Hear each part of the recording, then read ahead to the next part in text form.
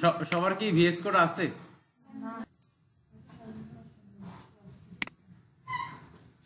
আজকে আমাদের ক্লাস কি এইচটিএমএল নিয়ে, তাই না? এইচটিএমএল জানি সবাই। এইচটিএমএল ফুল রূপ কি? এইচটিএমএল দিয়ে কি কি করে?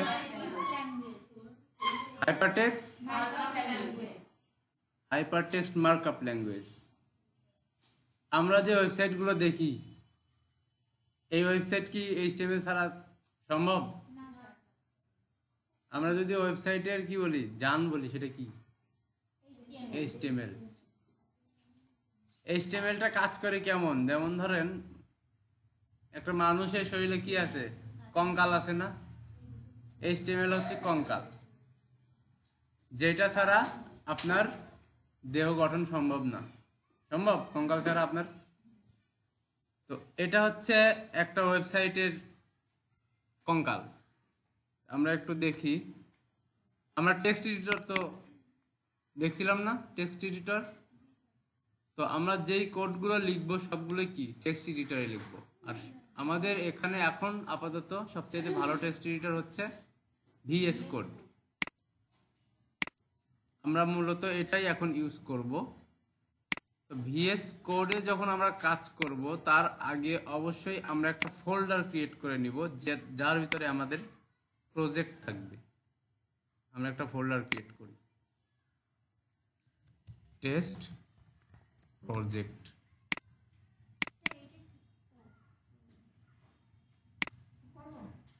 না, দেখেন আগে।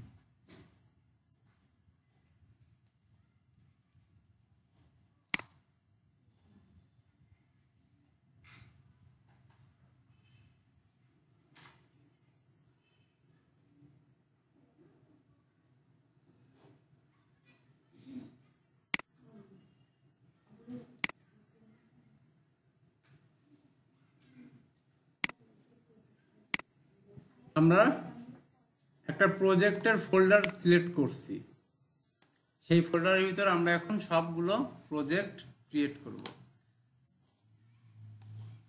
দেখেন, আমরা ভিএস কোডে যখন কোনো নতুন ফাইল নিব, দেখেন এখানে কিছু অপশন আছে না?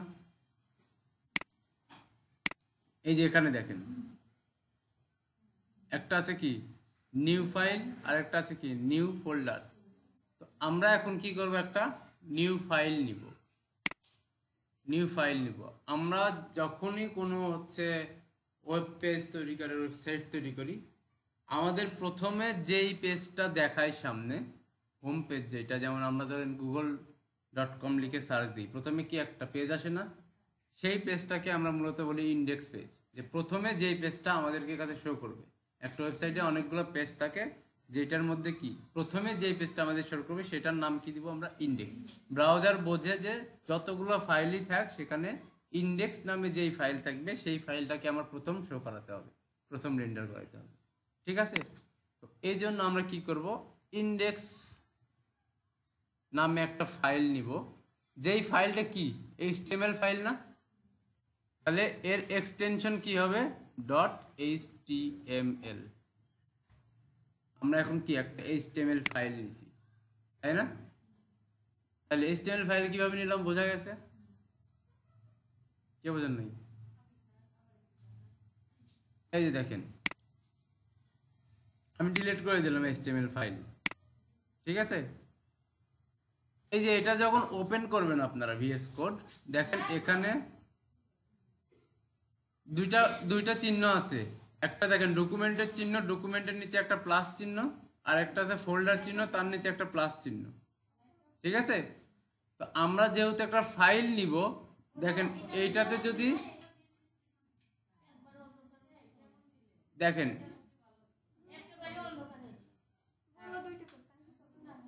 এখানে দেখেন, এখানে যখন নিউ ফাইল ক্রিয়েট করব আমরা তো এইচটিএমএল, এখানে কোনো ফাইল আছে? তার মানে কি নতুন একটা ফাইল ক্রিয়েট করতে হবে। সো আমরা নিউ ফাইলে ক্রিয়েট করব, নিউ ফাইলে ক্লিক করে নিউ ফাইল ক্রিয়েট করব। নিউ ফাইলে ক্লিক করলাম, এখন এখানে নাম দিতে হবে ইন্ডেক্স ফাইল। ইন্ডেক্স ফাইলটা তো বোঝা গেছে। এখন আমরা কি ইন্ডেক্স ফাইল তৈরি করব। ইন্ডেক্স নাম, এটা হচ্ছে নাম, ফাইলের নাম কি দিলাম? ইন্ডেক্স। এরপরে কি আমরা HTML এর ফাইল তৈরি করব, তাই না? এই জন্য কি লিখবো?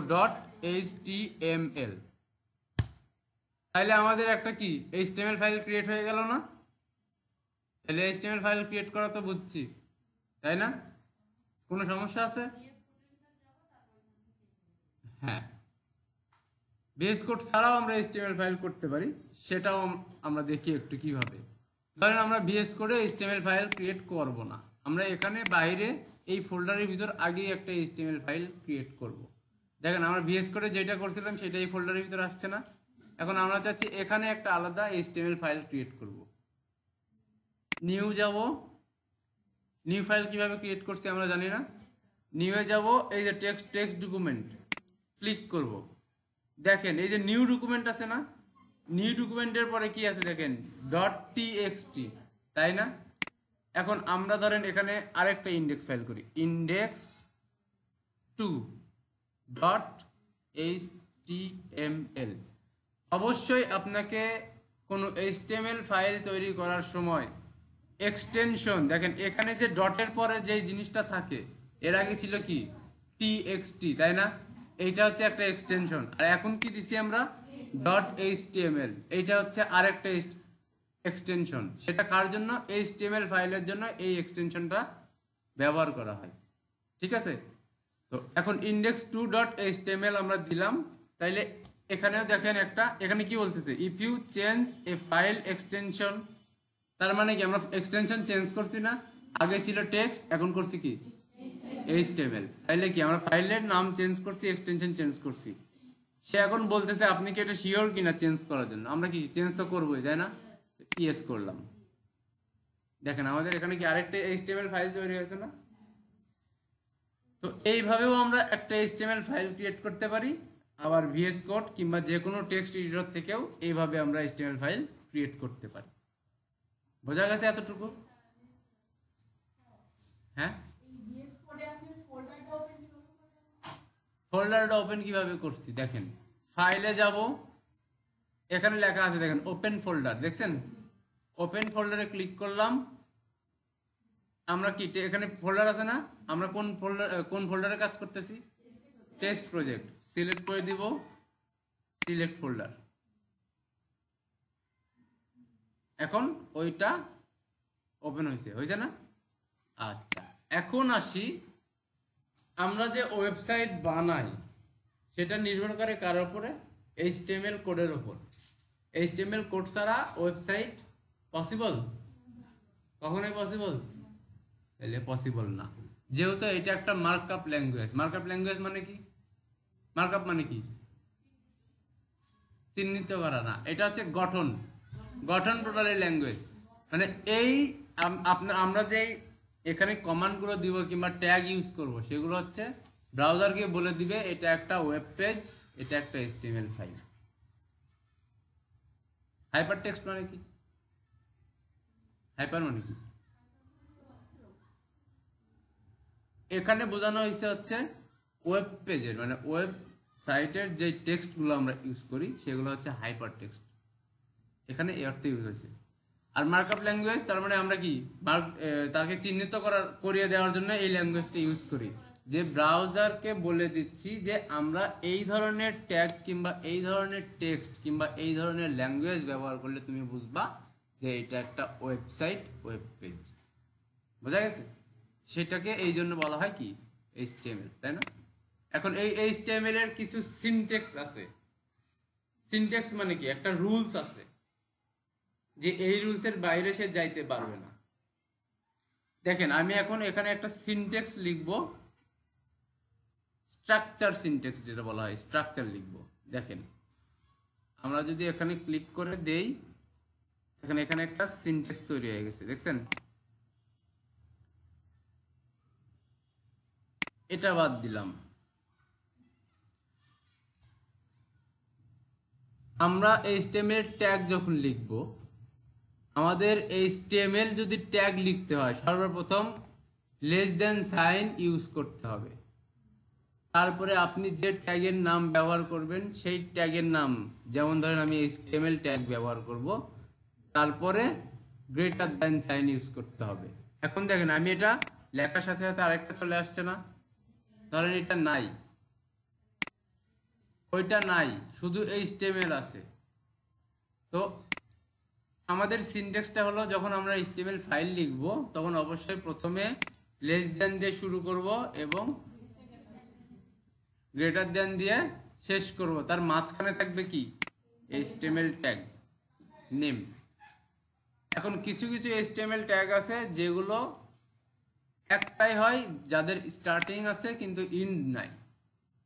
এগুলো আমরা পরে দেখবো আস্তে আস্তে, ঠিক আছে? এখন আপাতত দেখি হচ্ছে HTML এর স্ট্রাকচার কি কি।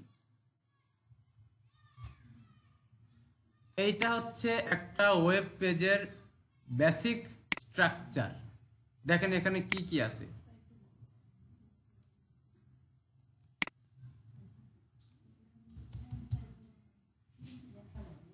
দেখা যাচ্ছে এখন? এখন দেখা যায়? দেখেন এখানে দেখা যায় এখন সবাই পিছন থেকে। এখানে দেখেন একটা বেসিক স্ট্রাকচার তৈরি হয়েছে। এখানে কি কি আছে দেখেন তো। এই যে দেখেন আমি বললাম যে লেস দেন এবং গ্রেটার দেন, এই দুইটা সাইনের মাঝখানে যা থাকবে, এই যে এটাকে কি বলবো আমরা? ট্যাগ নেম, তাই না? Tag name. তো আমরা এখানে কিছু স্ট্রাকচার দেখতেছি। এই স্ট্রাকচারটা আমাকে HTML ওয়েব পেজ বানানোর জন্য লাগবে। এটা হচ্ছে বেসিক, এটা লাগবেই। দেখেন এখানে কি কি বলছে। প্রথমে লেখা আছে কি? Doc type. ডক টাইপ মানে কি? আমাদের যে ব্রাউজারে আমরা ওয়েব পেজ করব, ব্রাউজারকে তো বুঝতে হবে যে এটা কি ধরনের ডকুমেন্ট, কি ধরনের টেক্সট, ওকে বুঝতে হবে না? টেক্সট ডকুমেন্ট তো অনেক ধরনের আছে, তাই না? কি কি আছে? টেক্সট ডকুমেন্ট আছে, অডিও ডকুমেন্ট আছে, তারপর ভিডিও ডকুমেন্ট আছে, তাই না? তো আমরা যেহেতু ওয়েব পেজের জন্য কি প্রয়োজন? HTML প্রয়োজন। তো আমরা একে বলে দিব যে ডকুমেন্ট টাইপ কি? HTML। আমরা প্রথমে কি কি বুঝাই দিলাম যে ডকুমেন্ট টাইপ HTML, আর এই ডকুমেন্ট টাইপটা আসছে হচ্ছে HTML5 এর পর থেকে। দেখেন আমরা যদি একটু দেখি HTML হচ্ছে HTML শুরু থেকে একদম স্টার্টিং অফ HTML হচ্ছে একটু দেখি, হিস্টোরি দেখি।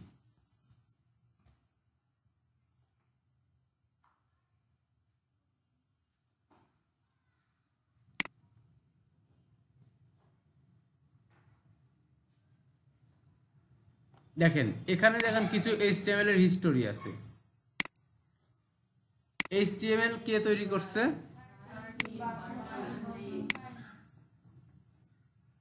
কবে তৈরি করছে? 1991 সালে সে অফিসিয়ালি এটা কি করে? রিলিজ করে, তাই না?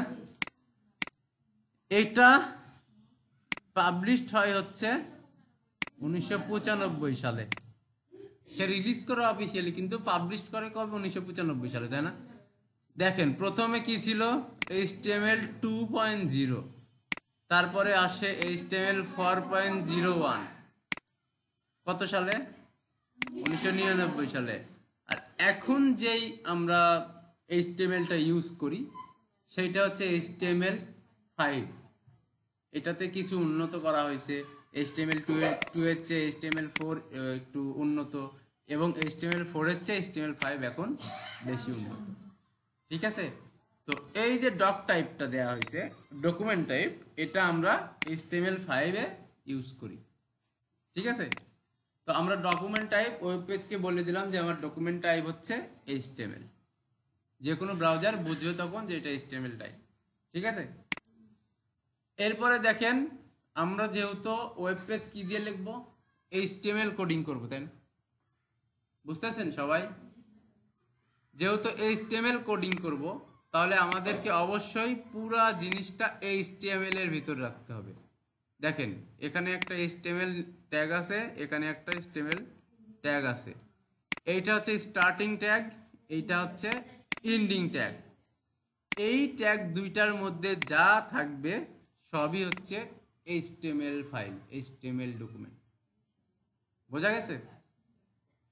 এখন এই এইচটিএমএল আমরা তো ওয়েবসাইট বিভিন্ন প্রকার দেখি, বাংলা দেখি, ইংলিশ দেখি, চায়না দেখি, জাপানিজ দেখি, তাই না? বিভিন্ন প্রকার না?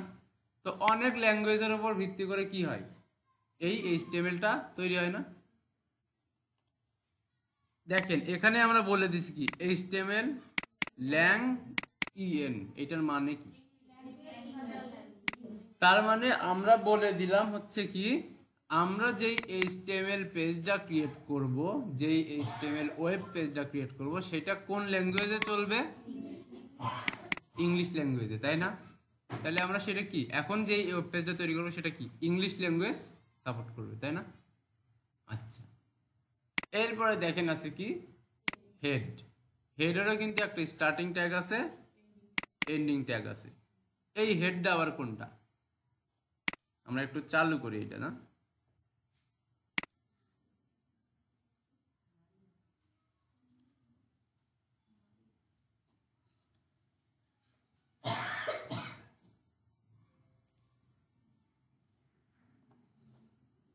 এই যে দেখেন এখানে একটা এই যে আমরা যে এই এইচটিএমএল ফাইলটা তৈরি করছি না, এটা দেখেন এখানে এখন চালু হয়েছে। এই যে পুরা ফাঁকা, কিছু আছে? কিচ্ছু নাই, কারণ আমরা কিছু দেই নাই আসবে থেকে। এখন এই যে হেডটা আছে, এই হেডটা কিসের? দেখেন এই হেডের ভিতর কি আছে টাইটেল হিসেবে? ডকুমেন্ট। এখানে দেখেন তো এই ফুল ইর ভিতর ডকুমেন্ট কোথায় আছে? এটা একটু আমি আলাদা করি। ডকুমেন্ট কোথায় আছে দেখেন তো?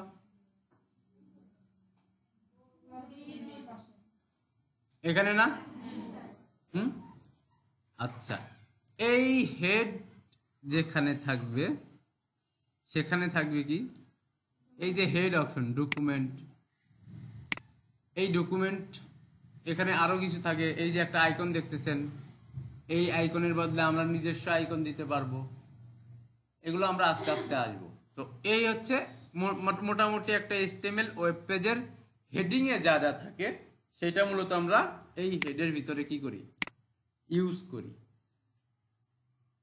দেখেন আরেকটা অংশ আছে কি বডি। বডি কি? এই যে দেখেন এইটা একটা ওয়েব পেজের সাদা অংশ দেখতেছেন, এইটা হচ্ছে একটা ওয়েবসাইটের বডি, মেইন পার্ট, যেখানে আমরা কি করব, কন্টেন্ট দিব, তাই না? এটা হচ্ছে মেইন পার্ট যেখানে আমরা ওয়েব পেজের কন্টেন্ট দিই। যেমন এখানে যদি এখন আমি লিখি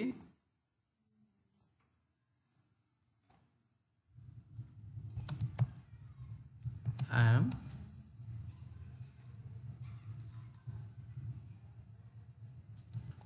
doing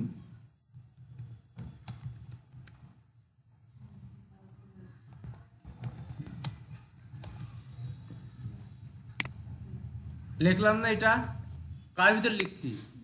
বডির ভিতর লিখছি না? দেখি তো এখানে আসে, আসছে? হুম, তার মানে আমরা এই বডির ভিতরে যা লিখব সব কোথায় আসবে?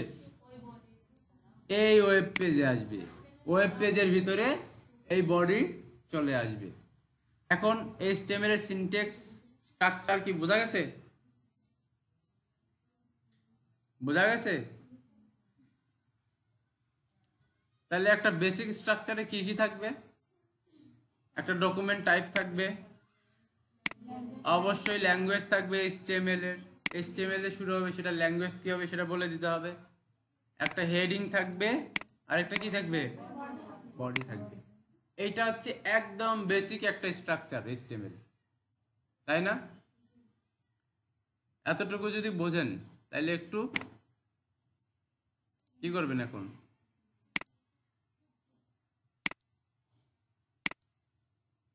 এখন একটু তাহলে কি প্র্যাকটিস করেন। সবাই ফোল্ডার ক্রিয়েট করছেন না? এবার ফোল্ডার ওপেন করবেন কিভাবে? ফাইলে যাব, ওপেন ফোল্ডার লেখা আছে, ক্লিক করব। এইবার আপনাদের ফোল্ডার আপনারা যেখানে ক্রিয়েট করছেন সেখানে যাবেন, যে আপনাদের ফোল্ডারের নাম দেখবেন কোথায়। আমার ফোল্ডারের নাম কি টেস্ট প্রজেক্ট। আমি ফোল্ডার সিলেক্ট করলাম, এবার এখানে সিলেক্ট ফোল্ডারে ক্লিক করলাম। এখন আমার ফোল্ডার সিলেক্ট হয়েছে, কিন্তু ফোল্ডার দেখা যাচ্ছে? এই যে এক্সপ্লোরার আছে না, ক্লিক করলাম, এখন আমার ফোল্ডার আছে, এই যে টেক্সট প্রজেক্ট ফোল্ডার আসছে। এখন এইভাবে সবাই ওপেন করেন ফোল্ডার। ফোল্ডারে ঢুকছেন সবাই? দেখেন আমার ফাইলের পরে দেখেন এক্সটেনশন দেখাচ্ছে .html। আপনাদের কি সবার দেখাচ্ছে এরকম? আপনাদের কিচ্ছু নাই, তাই না? এটা তো আনা লাগবে। এখান থেকে অপশনে যান,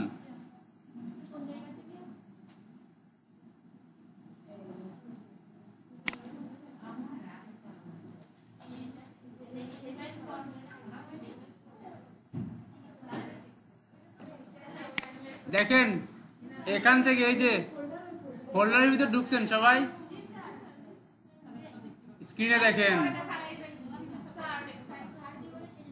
এখন এখন স্ক্রিনে দেখেন এই যে 3 ডট আছে না, সি মোর, ক্লিক করেন, ক্লিক করবেন। তারপরে দেখেন এখানে অপশন আছে, অপশনসে ক্লিক করবেন।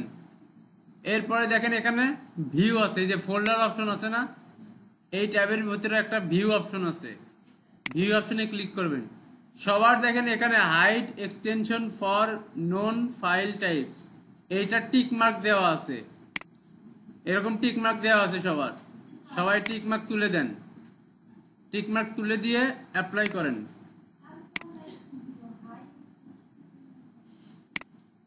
এই যে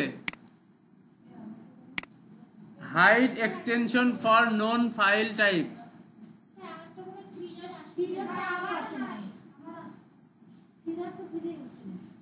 আপনাদের তাহলে এখানে দেখেন অপশন আছে, এখানে দেখেন অপশন আছে এইবারে।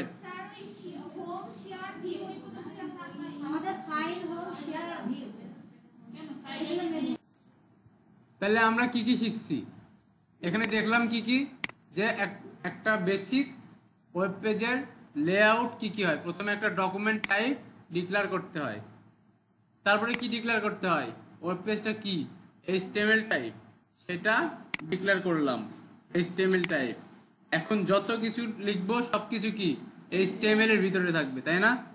এখন HTML এর ভিতরে কি থাকবে, একটা হেড থাকবে, আমাদের ওয়েব পেজের যে হেডটা থাকে সেটা থাকবে। তারপরে একটা কি থাকবে, বডি থাকবে।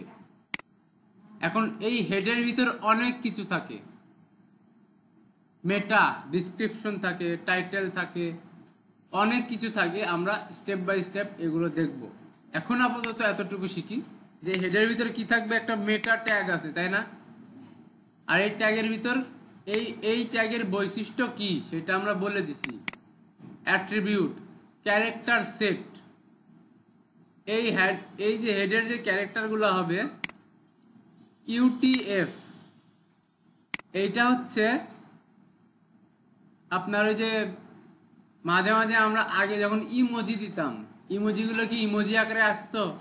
কেমন আসতো? বক্স বক্স আসতো না? হ্যাঁ, অনেক ওয়েবসাইটে গেলে বক্স বক্স আসতো। তো এই রকম যেন সব কিছু, যেমন আবার আছে কিছু হচ্ছে চায়না লেখা কিংবা অন্য ল্যাঙ্গুয়েজের লেখা লিখলে, অন্য ক্যারেক্টার লিখলে সেগুলো কি আসতো, বক্স বক্স আসতো। বাংলা কিন্তু আগে লেখা যাইতো না, যাইতো? সেগুলো কিন্তু বক্স বক্স আসতো। এই UTF-8 দ্বারা হচ্ছে আপনি বলে দিলেন যে তোমার সব ক্যারেক্টার, তুমি এই যে ক্যারেক্টার যে সেট আছে সেই সবগুলা ক্যারেক্টার তুমি অ্যাকসেপ্ট করবে। বাংলা লিখলেও অ্যাকসেপ্ট করবে, ইমোজি দিলেও অ্যাকসেপ্ট করবে, ইংলিশ লিখলেও অ্যাকসেপ্ট করবে, সে কি সব কিছু অ্যাকসেপ্ট করবে, তাই না? এটার কারণ হচ্ছে, এইটা দেওয়ার কারণ হচ্ছে সবগুলো ক্যারেক্টার যেন সে অ্যাকসেপ্ট করে। এইবার আসি এখানে হচ্ছে মেটার এটা কি ট্যাগ নেম। এখন মেটাটা ব্যবহার করা হয় আসলে আপনার ব্রাউজারকে গুগলের সাথে কানেক্ট করার জন্য, এসইওর ক্ষেত্রে। এটা আমরা পরে আসতেছি আস্তে আস্তে। এখন এখানে আরেকটা ট্যাগ নেওয়া হয়েছে কি, মেটা ট্যাগ। সেখানে অ্যাট্রিবিউট হিসাবে কি আছে, প্রথমে একটা নেম অ্যাট্রিবিউট আছে কি, নেম। এই অ্যাট্রিবিউটটা কি কাজ, ভিউপোর্ট। ভিউপোর্ট মানে কি, এই যে দেখেন এখানে আমরা পেজ দেখতেছি না, এই ব্রাউজারের পুরো পেজ। এই ব্রাউজারের ভিতরে যে কন্টেন্টগুলো থাকবে সেই কন্টেন্টগুলো যেন সব ডিভাইসে পায়। দেখেন এখানে কিন্তু আরেকটা অ্যাট্রিবিউট দিচ্ছে যে কন্টেন্ট, যেই কন্টেন্টটা থাকবে তার ওয়াইড ডিভাইস ওয়াইডের সাথে কি করবে, যা তার ওয়াইড ডিভাইস ওয়াইডের সাথে কি করবে, ম্যাচ করবে। যখন যেই ডিভাইসের ওয়াইড পাবে সে সেই ডিভাইসের ওয়াইড নিয়ে নিবে। এটা রেসপন্সিভের ক্ষেত্রে, যেমন আমরা এখন ল্যাপটপ ইউজ করতেছি, ল্যাপটপের যে ডিভাইস আছে সেই ডিভাইসের সাথে ওয়াইড মানে প্রস্থটা মিলে যাবে। আবার যদি আমরা হচ্ছে ফোনে ইউজ করি, ফোনের সাথে তখন মিলে যাবে। তো এইটা মূলত ভিউপোর্টটা দেওয়া হচ্ছে ডিভাইস ওয়াইজ যেন ওয়াইডটা মিলে যায়। বুঝতে পারছি কি কাজ? এবার বলে দেওয়া হয়েছে যে এই ডিভাইসের যে ওয়াইড হবে কোথা থেকে শুরু হবে। এই যে আমরা এখানে ধরেন একটা কন্টেন্ট লিখছি, তাই না? এই কন্টেন্টটা প্রস্থ শুরু হবে কই থেকে, ওয়াইডটা ইনিশিয়াল পর্যায়ে লাগবে তো একটা, যে 1 2 থেকে শুরু হবে।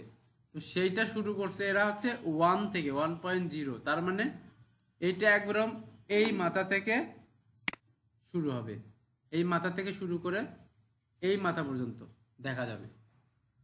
বোঝা গেছে? ইনিশিয়াল শুরু করবে এখান থেকে। তাহলে এই যে মেটার যে ভিউপোর্ট আছে এটা কেন ইউজ করা হয়েছে, এই কন্টেন্ট কেন ইউজ করা হয়েছে, ইনিশিয়াল কেন ইউজ করা হয়েছে, বোঝা গেছে? সবাই কি ক্লিয়ার? আপনি ক্লিয়ার? আপনি ক্লিয়ার না, বলেন কি সমস্যা বলেন। আচ্ছা, না বুঝলে বলবেন। তারপরে দেখেন আরেকটা ট্যাগ আছে, কি নাম? টাইটেল।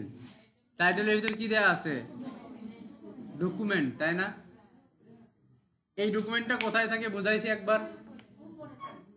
এই যে এখানে যে গুগল ট্রান্সলেট লেখা আছে, এটা কই থেকে আসছে? এই ডকুমেন্ট থেকে আসছে। এখন যদি আমরা এটা একটু চালু করি, দেখেন এখানে ডকুমেন্ট আসছে না? আমরা একটু নাম চেঞ্জ করি, দেখি কি হয়।